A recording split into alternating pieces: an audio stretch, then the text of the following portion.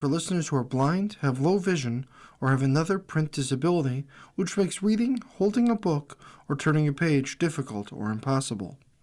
The content is copyrighted by the respective publishers. For more information, please visit us on the web at nfradioreading.org. Hello, this is Megan, and for the next hour, I will be reading from the August 2nd issue of The Economist on the Niagara Frontier radio reading service. The August 2nd issue of The Economist is titled Greenlash. This week's cover is an illustration of a huge wind turbine against a bright green background.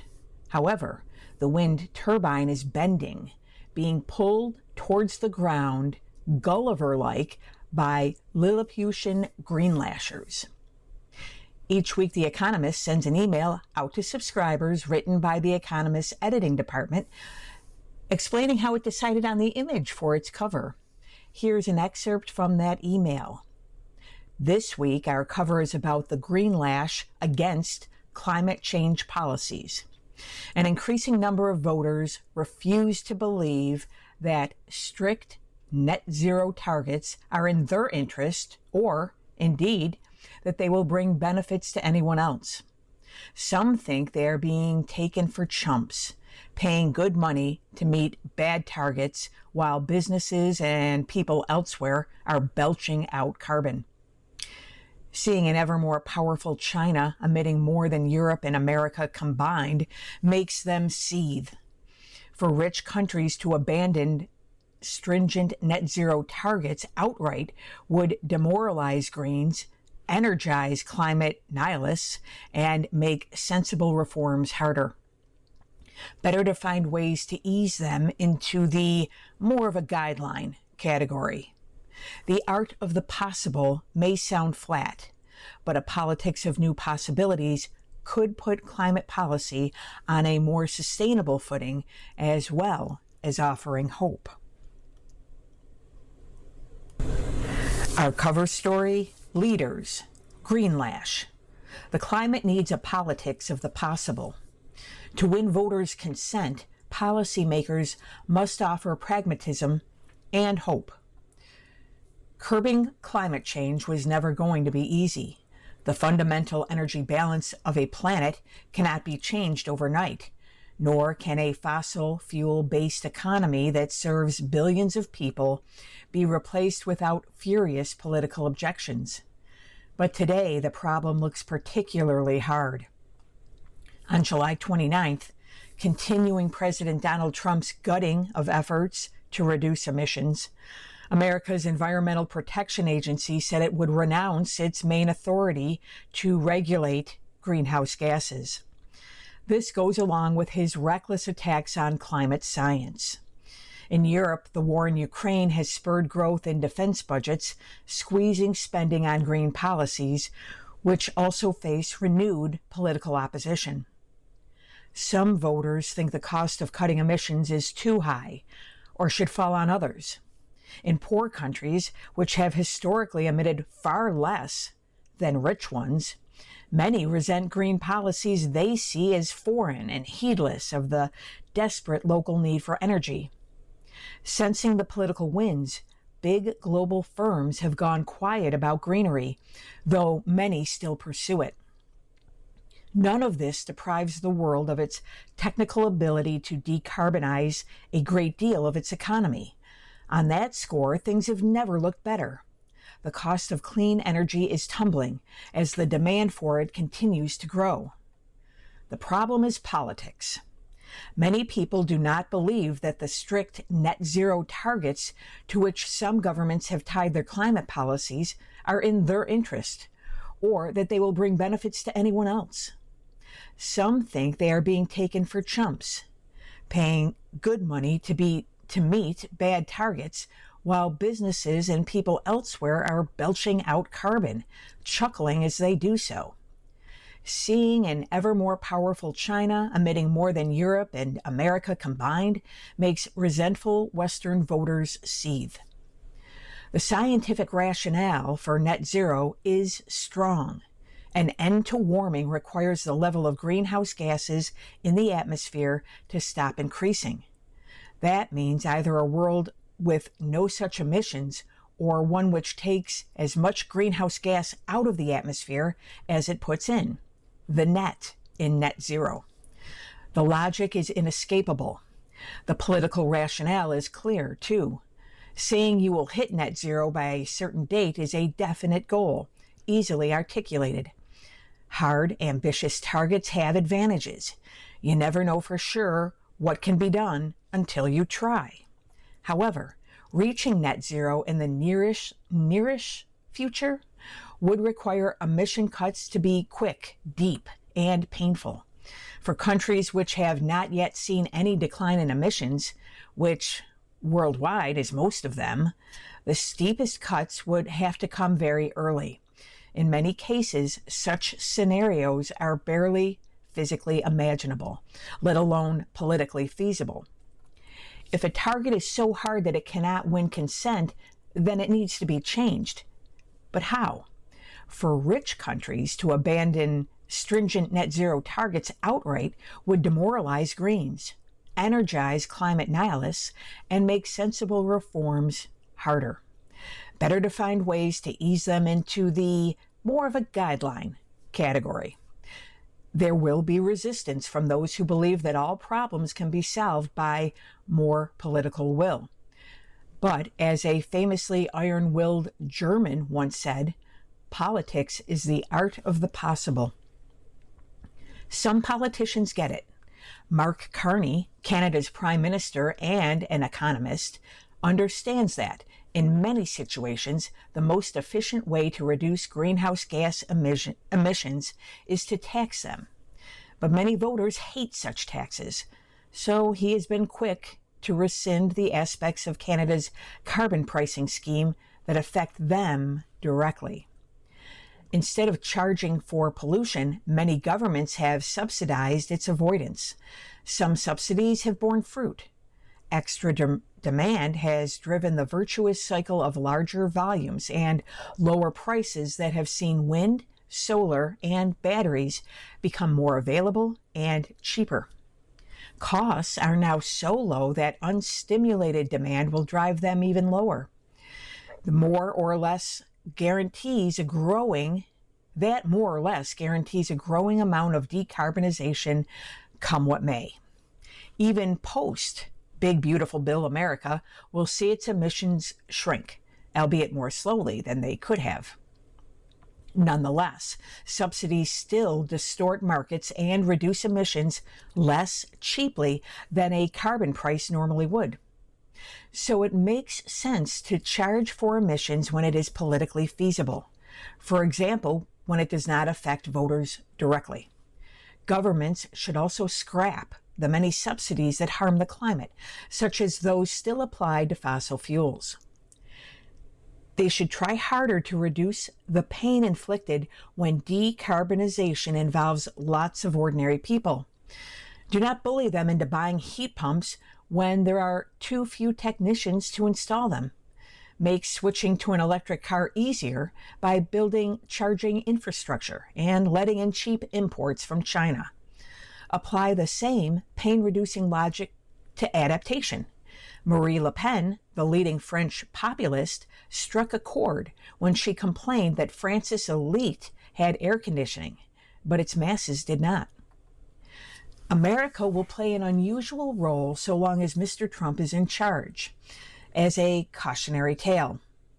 Some promising clean energy technologies, such as advanced geothermal and possibly even fusion, now have bipartisan support. But Mr. Trump's war on climate action will leave the country worse off. At a time of rising energy demand, some of it needed to power artificial intelligence, a national security priority, prices will rise. Efforts to establish an American renewables industry to rival China's will wither. Voters everywhere prefer cleanliness to pollution and a future in which they can thrive to one that looks dangerous. Those are more potent rallying cries than an abstract target. Stories that make people feel they are participating in progress still play well. The idea of not being subject to swings in fossil fuel prices is attractive too. The art of the possible may sound flat, but a politics of new possibilities could put climate policy on a more sustainable footing, as well as offering hope. That is what those fighting climate change need to offer.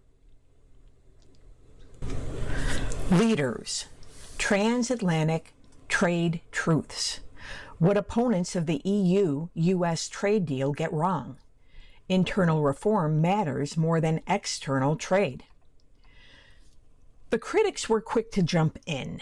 Soon after the European Commission struck its trade deal with President Donald Trump on July 27th, it was being savaged in European capitals. François Bayrou, the French Prime Minister, called it a dark day with an alliance of free peoples, united to affirm their values and defend their interests, resolves to submit. Friedrich Merz, Germany's chancellor, worried about severe damage to the German economy.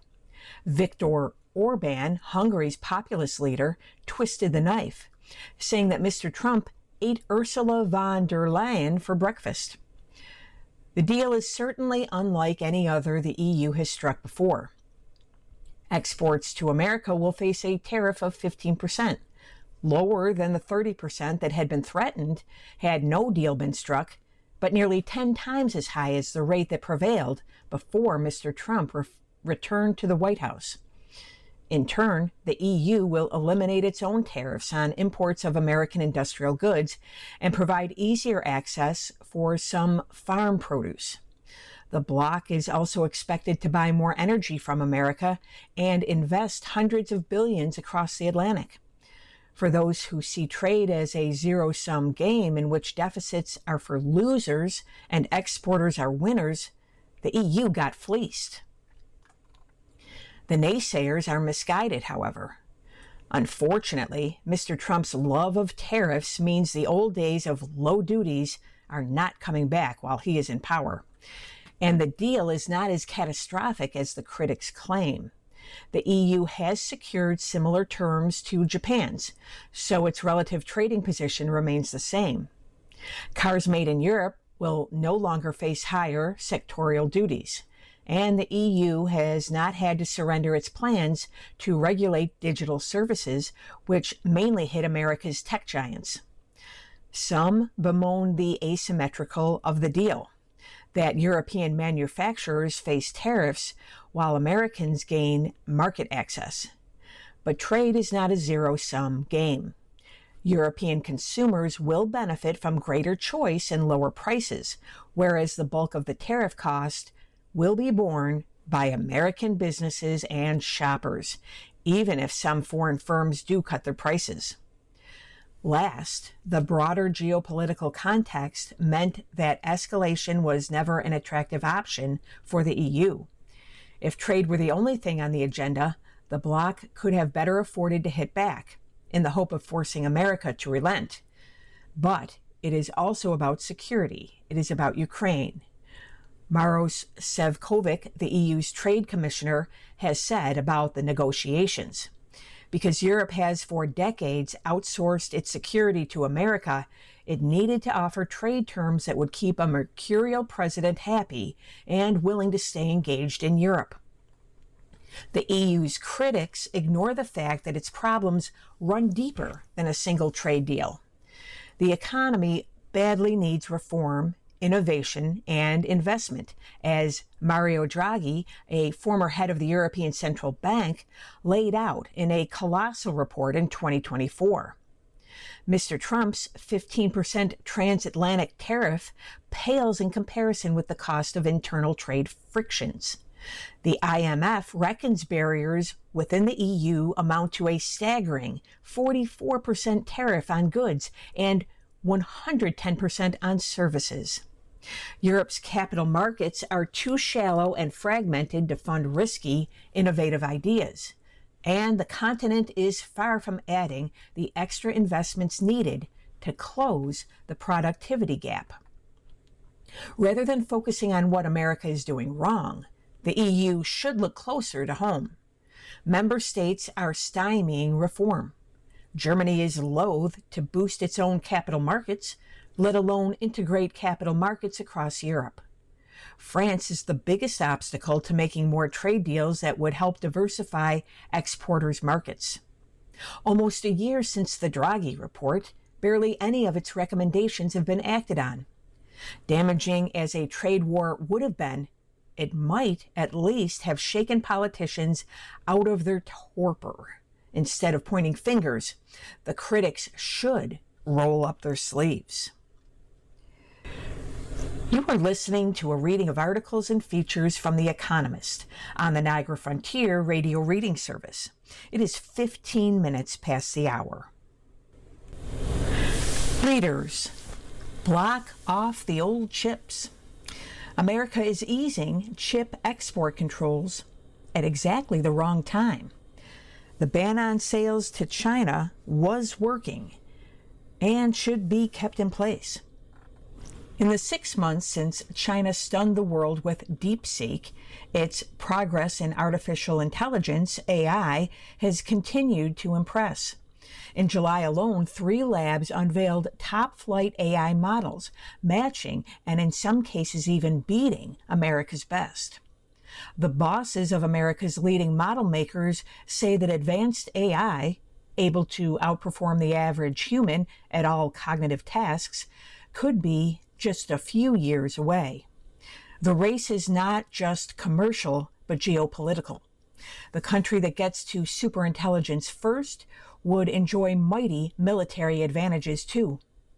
This is the backdrop against which the Trump administration has abruptly changed its mind on the export of America's world-beating AI chips to China. In April, it blocked the sales of NVIDIA's H20 chips to the People's Republic. On July 14th, the firm said it had been given permission to resume them. The U-turn came shortly after a meeting at the White House between President Donald Trump and the boss of NVIDIA, Jensen Huang. NVIDIA is the world's most valuable company, and its fortunes move markets.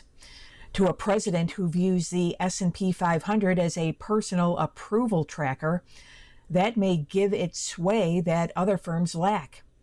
But even without the grubby optics, the decision is a grave mistake at the worst possible time.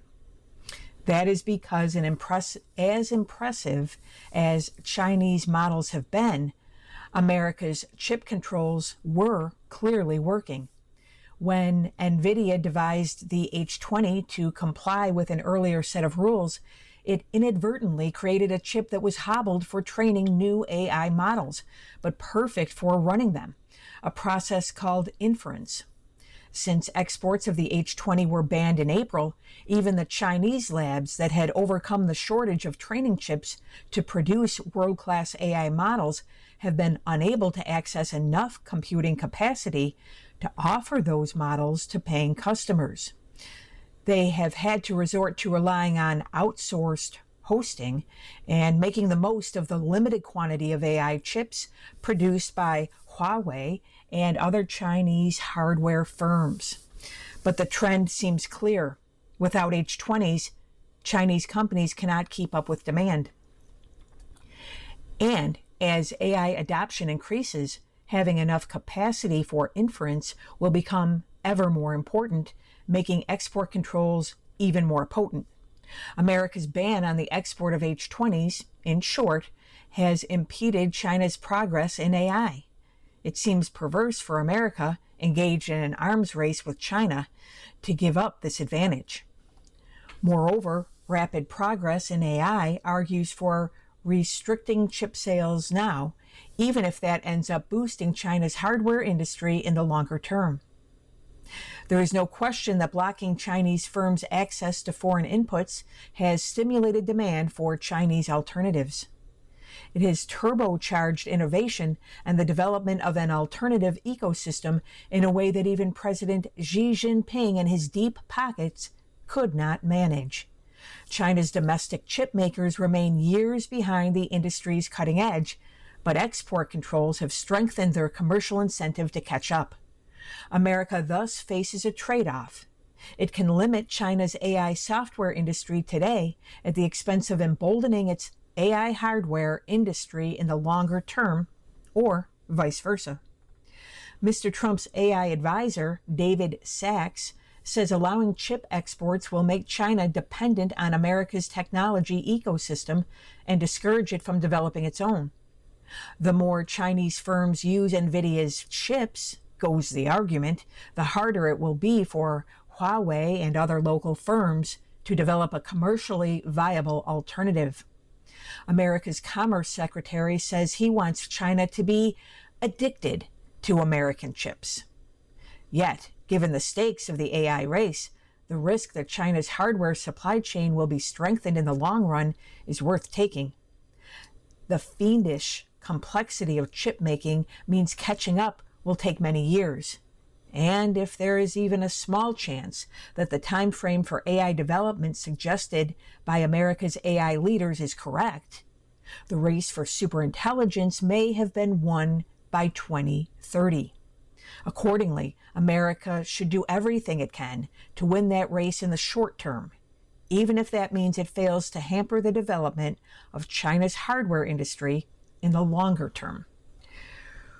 When it comes to many of the ingredients of artificial intelligence, China measures up well against America.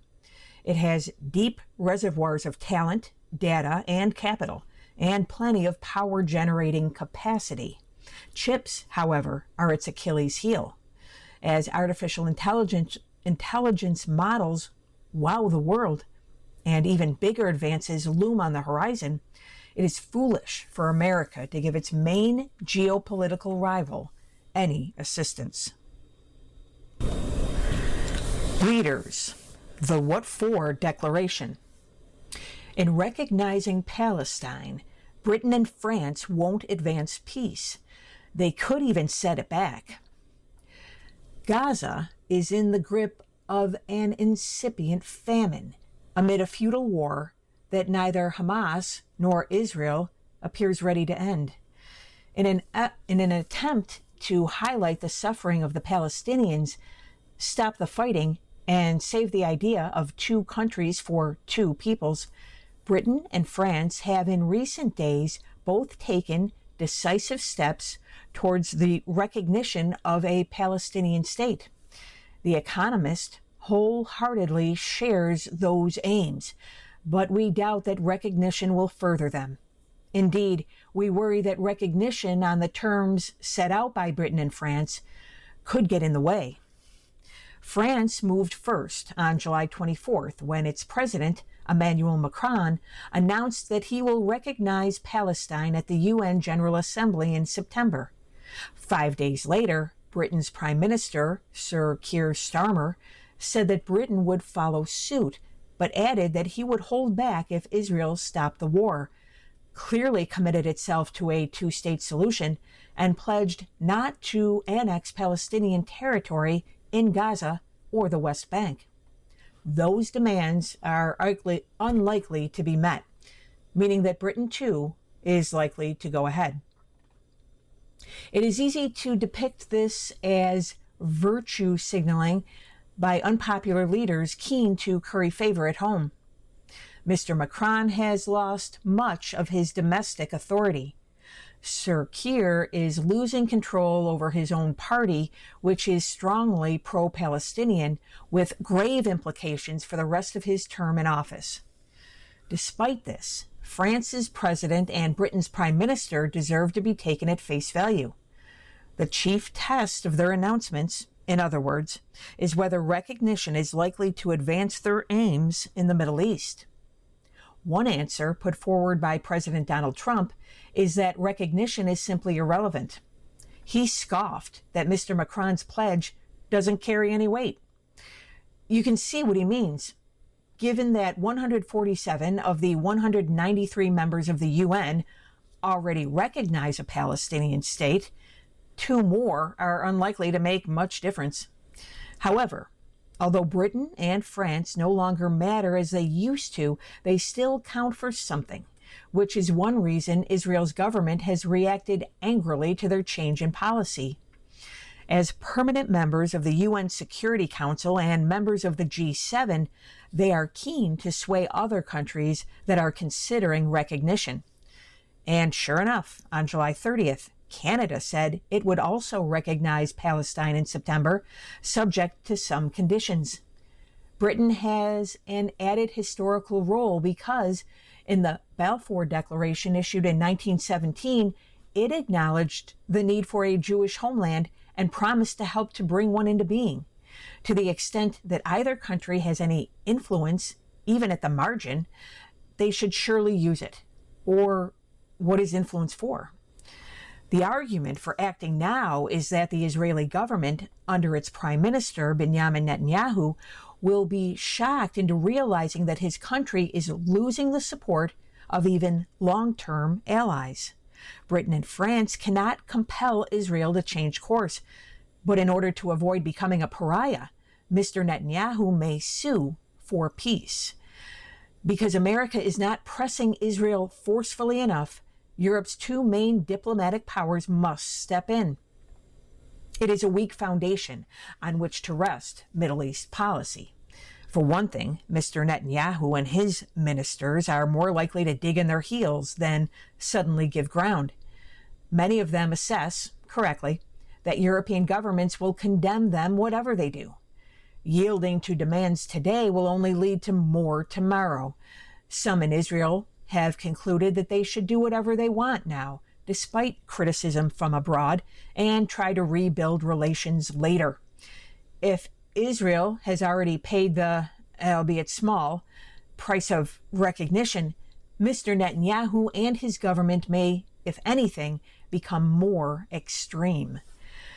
The other problem is that if talks about two states begin again under a new Israeli prime minister, both sides will need to make concessions to bring them to a successful conclusion. Yet using recognition as leverage over Israel today means that Britain and France have deprived themselves of leverage over the Palestinian side tomorrow. That is not a trivial thing to surrender, because the two-state deal will face many obstacles, including the details over territory and security. Unfortunately, Mahmoud Abbas, the president of the Palestinian Authority, looks unlikely to give ground willingly. He only recently denounced Hamas's murderous attacks of October 7th, 2023, for the first time. He has repeatedly failed to hold elections and lacks the legitimacy to speak for Palestinians as a whole.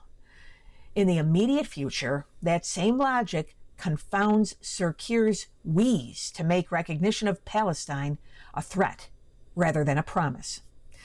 The Prime Minister says that he is acting now because he is determined to end the fighting in Gaza, and at the margin, he may be able to exert some influence over Israel.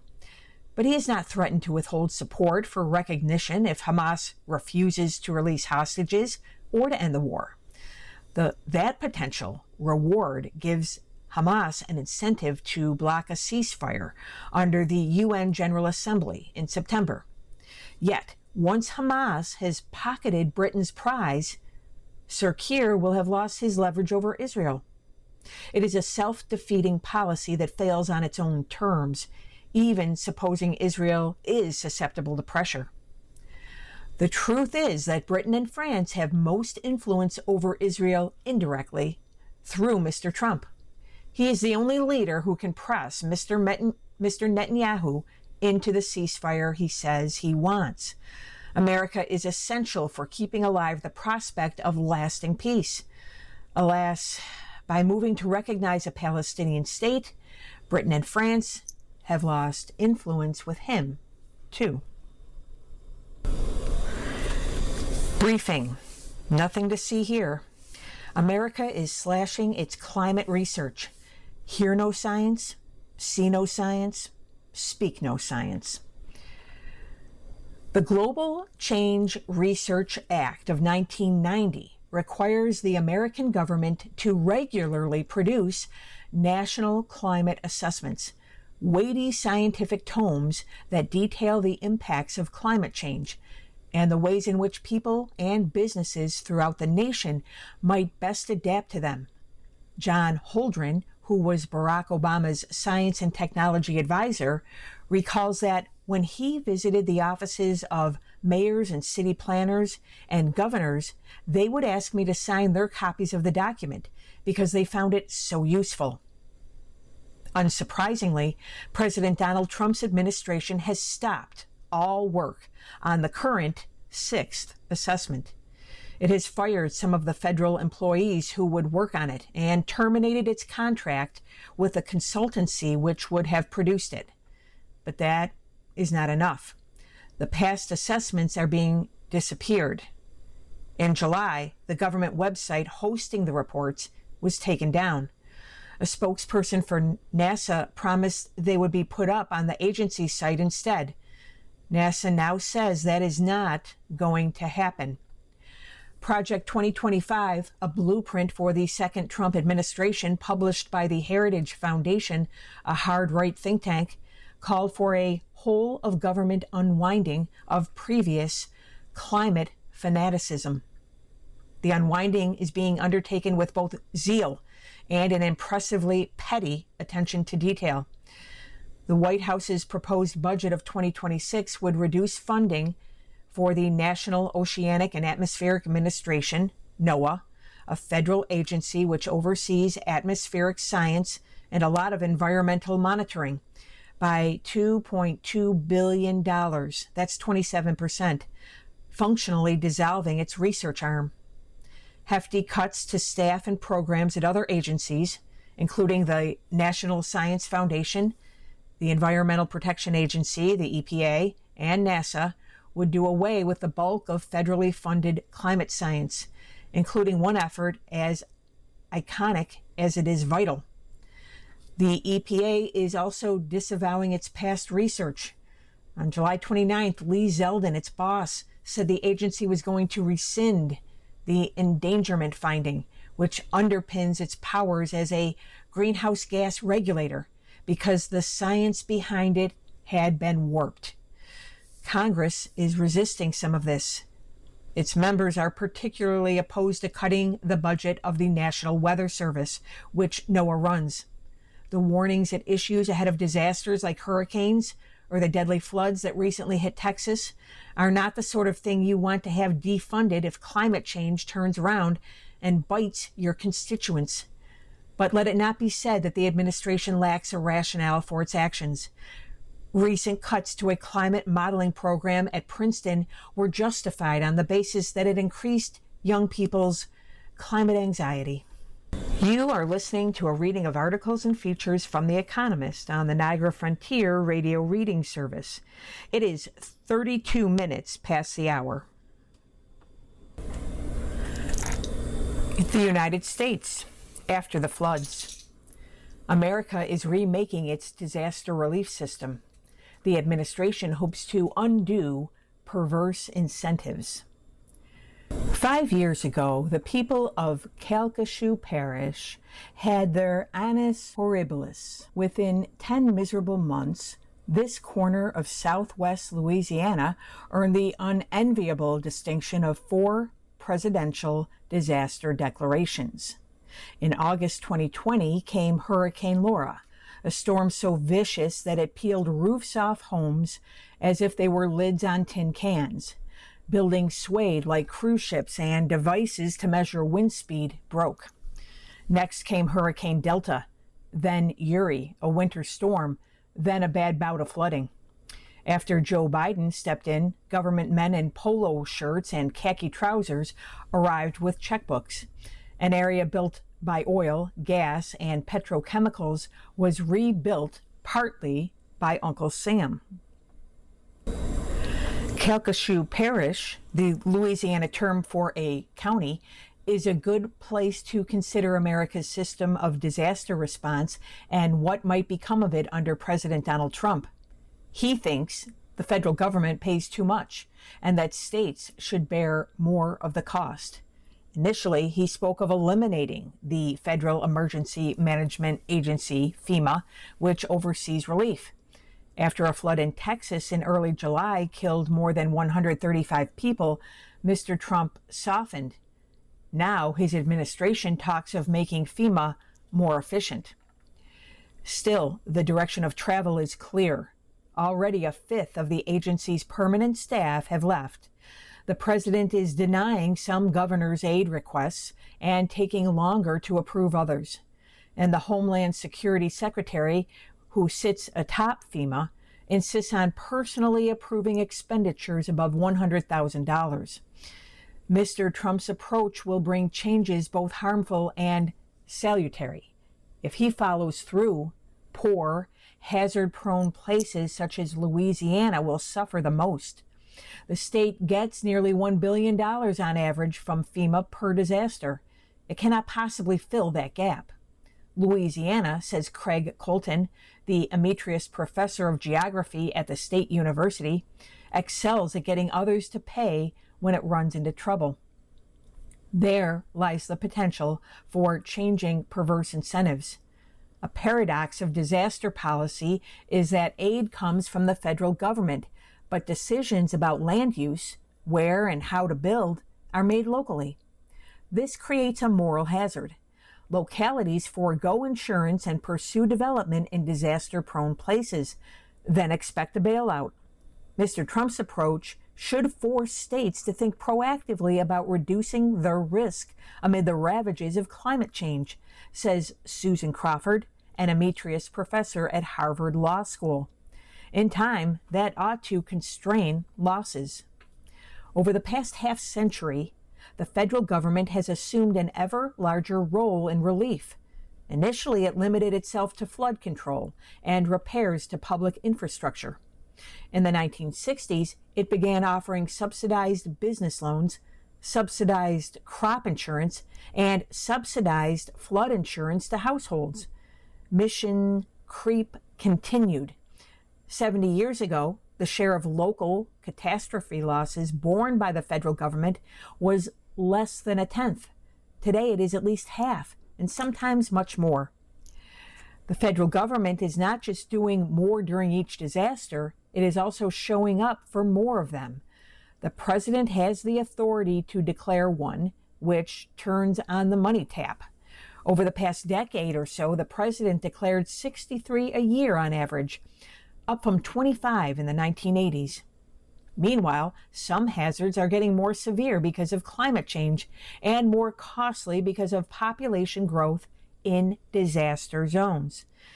The year 2005, when Hurricanes Katrina, Rita, and Wilma hit, marked an inflection point. Average annual appropriations to FEMA jumped from $5.8 billion between 1990 and 2004 to $25 billion between 2005 and 2021. The average over the past 5 years was $42 billion, driven by the pandemic. FEMA provides two types of aid after a declaration. One program is for individuals. The pot available to localities, known as public assistance, is much bigger. They get reimbursed for debris removal and repairs to public buildings. These grants operate at a cost share, with the federal government covering a minimum of 75% and localities paying the rest. Sometimes presidents stump up more. Mr. Biden covered 90% of Louisiana's outlay after Laura. In April, a FEMA memo proposed ways for Mr. Trump to cut federal spending by declaring fewer disasters and reimbursing at the minimum rate.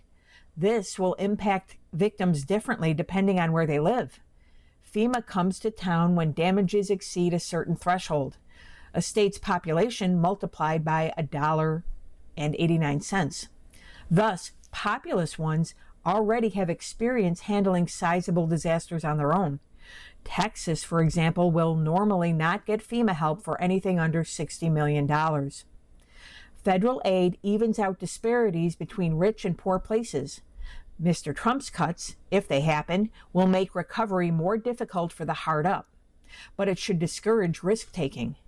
There is little incentive to invest in mitigation or buy insurance if you expect taxpayers to make you whole. This dynamic applies less to individuals. They stand to get only a few $1,000s on average from FEMA than to local governments. Sure enough, localities forego insurance in anticipation that they will get bailed out by the feds. In 2020, a study by the Rand Corporation, a think tank, found that just 28% of public assistance recipients' building repair costs were covered by insurance. FEMA could do more to encourage localities to buy insurance by denying grants to uninsured applicants or raising its reimbursement rate for insured ones. Relatedly, it could require states to pay a disaster deductible before they get federal funds, so they have skin in the game. A consequence of Mr. Trump's approach is that states will be compelled to reduce risk. Louisiana does not appear to be doing this. Between 2001 and 2019, a fifth of the country's new floodplain development occurred there, according to a study in Earth's Future published last year. Granted, nearly half of the state sits in the floodplain. John Fleming, Louisiana's treasurer, insists that the Trump administration's talk of efficiency means maintaining the same level of funding while cutting Washington bureaucracy. I see this as a very positive thing for our state, and I welcome President Trump's effort, he says. He is confident that the buffet platter of aid will continue. That may be right, or it may be naive. Officials in Calcasieu Parish, for their part, understand what is at stake. Dennis Bent, who works for the school board, does not hesitate when asked what it would mean to have to rely on the state government instead. We're in trouble.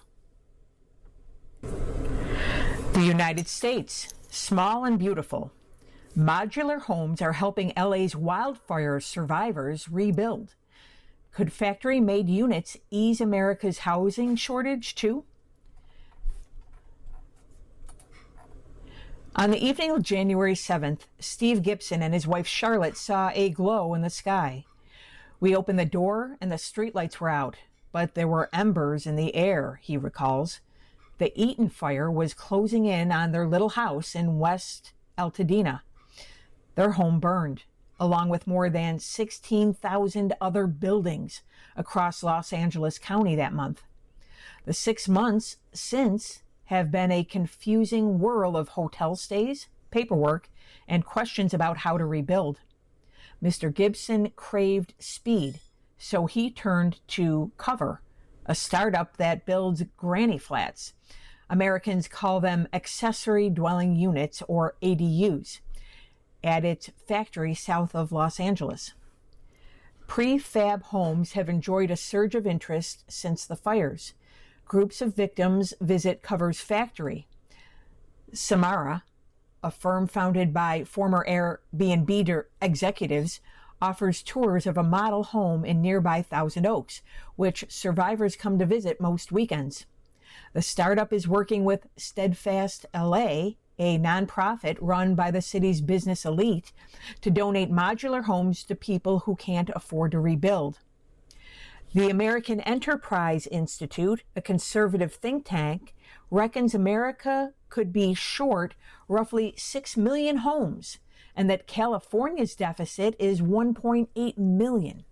In 2023, McKinsey, a consultancy, calculated that off-site housing production could cut project timelines by as much as half and knock a fifth off the cost.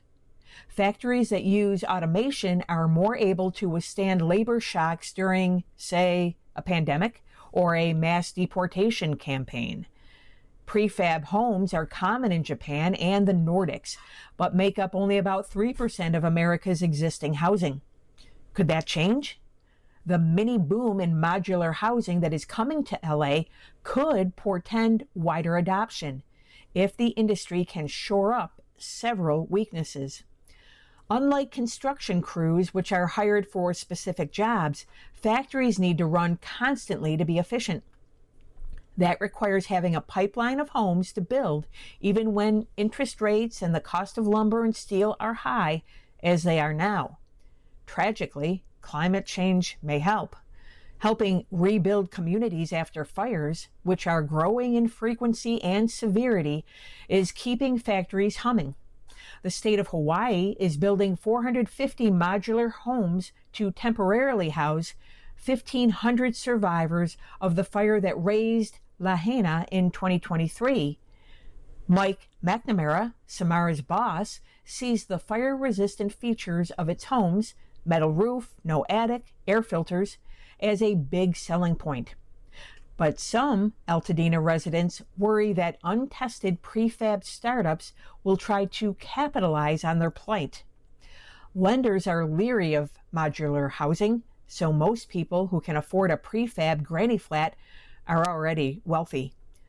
Samara's biggest model, a 2-bedroom cottage, costs about $277,000, but the price roughly doubles after customers pay for local taxes and fees, permitting costs, utility hookups, and the lorry and crane needed to put the house on the lot. Even that is half the $1.2 million median listing price in Altadena, itself evidence of the state's self-inflicted housing crisis. Still, some firms are weary of revealing the cost of a home to inquiring reporters, given all the variables. We're not trying to be the cheapest way to build, says Alexis Rivas, the boss of Cover, who stresses the quality and efficiency of his homes. A bipartisan bill that just cleared the Senate Banking Committee could make it easier to finance modular housing units. Better public policy could enable local experimentation. For all its promise, modular housing still has a lousy reputation. People imagine a trailer, says Carol Gallant of the Turner Center for Housing Innovation at the University of California, Berkeley. Mr. Gibson says a local group in Altadena fretted that prefab homes would ruin the community, which is sprinkled with architectural gems. But the uniform-looking neighborhoods abound. America is dotted with homes people ordered from Sears catalogs in the early 20th century. Walk down the street in Cincinnati or Denver, and the wide porches and brick chimneys speak of their common origins. Or consider the tract houses of Levittown and Lakewood. And modular doesn't have to mean ugly. Many ADUs channel the mid-century modern style popular in California. Samara and Steadfast LA's first donated home is meant to arrive in October. Mr. Gibson hopes to move into his new house by the end of the year. His lot sits empty, yet there are small signs of revival. Tomato plants are pushing through his neighbor's fence, still yellow and eager for the sun. You are listening to a reading of articles and features from The Economist on the Niagara Frontier Radio Reading Service. It is 47 minutes past the hour. Europe. Lady killers. Ever more Ukrainian women are joining the army, a growing group that is changing society. Commander Twig and her girls pull into a cafe near the Zaporizhia front and order non-alcoholic mojitos. In the distance is the occasional thud of outgoing artillery. The word killing implies murder, which would be wrong, says Twig's comrade, Titan. She prefers to call her job liquidating Russians. The 5-strong unit is one of a small but growing number of all-female drone crews. Genitals are irrelevant to flying drones, notes Maria Bersinka, a campaigner for military women. Unlike men, many of whom are unwilling conscripts, all Ukrainian women under arms are volunteers. They number about 100,000 of the country's 1 million military personnel. Some 5,500 are on the front line, says Oksana Girgova, a gender advisor to the armed forces. They include medics, drivers, drone crews, and others. Before Russia's full-scale invasion in 2022, about 15% of armed forces staff were female. The Army's huge growth means that though the share is smaller, the number of women serving has more than doubled. Perhaps 20% of the students in military high schools and universities are women, says Ms. Girgova, a huge shift. Only in 2018 did Ukrainian legislators open such schools to women and remove other restrictions on the roles they could fulfill. Laws against sexual harassment in the armed forces are now being tightened. The struggle is to ensure women are not treated like second-class soldiers, says Ms. Georgieva. Formal barriers may have gone, but informal ones remain, says Katerina Primak, head of Veteranka, which campaigns for military women's rights. Alina Skuk initially tried to enlist in the prestigious Azov Brigade, but they said they had no positions for women. Instead, she joined the more egalitarian Kartia Brigade. As a former professional heptathlete, Sergeant Skuk notes she is stronger than most male soldiers. In any case, says Olha Bihar, who commands an artillery unit, technology is changing warfare. The best killer may now be a tiny drone pilot with dexterous fingers. All our stereotypes are changing, she says. She hopes, someday, to be Minister of Defense. Ms. Burlsinka has been pushing to open more roles to women since Russia's initial invasion in 2014. Invisible Battalion, a research project she helped found, revealed that many women were fighting despite laws barring them from combat, registering instead as cooks and cleaners. Every war has boosted technological progress and the emancipation of women, she says, and this war is no different. There has been no political debate about conscripting women. It might be risky, says Yevhen Hibtowsky of the Frontier Institute, a think tank.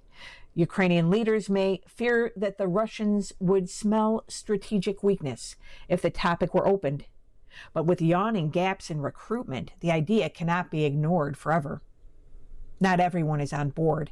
In a command center near Komshuvka, 8 men in t-shirts and slippers sweat in front of live drone feeds. A banner on the wall depicts a naked, sword-wielding maiden. Asked why he has no female soldiers, the commander curses a blue streak. The front, he thinks, is no place for a woman. Science and technology. Well informed. Can you overcome an allergy? Treatment is improving even for the most dangerous. Allergies are on the rise. Every year, more people clog up in springtime or succumb to itchy eyes in the presence of pets. In America, the share of children with food allergies rose from 3.4% in 1997 to 5.8% in 2021, and there were similar increases elsewhere. But treatments allowing people to manage their allergies, even the most dangerous ones, are becoming increasingly effective, accessible, and safe. Allergies arise when the immune system gets confused. Normally tasked with protecting the body from pathogens, in people with allergies, it also reacts to harmless irritants or allergens.